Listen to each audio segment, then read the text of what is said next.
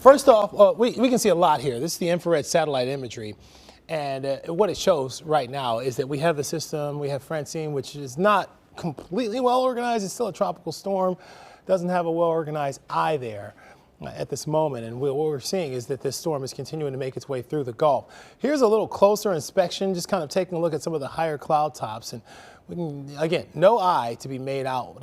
And one thing that I think is going to impede the progress and intensification of this system is part of it still kind of over land there. So it's not able to pull from the warmth or from the moisture, the lack of moisture that's on land. It's not completely out to sea.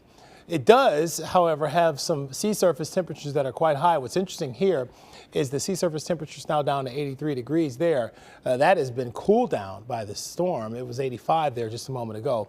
But notice 86 there, 80 there, and 82 there. So it's going to pull into it's going to pull from where the water is so warm. Typically, kind of a baseline we like to say is 85 degrees. If we were over here, we'd be talking about the rapid or at least more intensification. 87 and 86 degree temperatures though there. Right now, Francine is out to sea, making a move to the northeast. Look at how it kind of did that hard right-hand turn. Right now the winds are at 65 miles per hour. It is a tropical storm. Pressure is at 987 millibars. Here's where Francine's going to go, make its way west of New Orleans and make a landfall right around 1 p.m. tomorrow. Category 1 storm. No, that's not going to bring you the devastating winds, but it will bring you the potential for that storm surge, which will be high. And then eventually this system's going to kind of make a right-hand turn. Could affect us as we get into this upcoming weekend. But the models are really on the fence about that. We may be missed by that much needed rain that would come north associated with the system.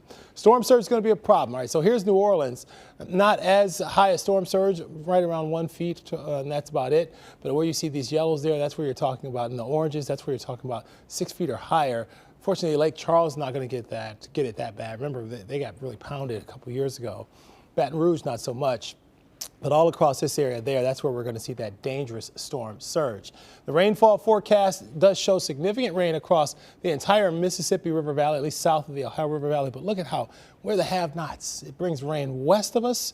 It brings rain south and east, but not here. And we really do need the rain.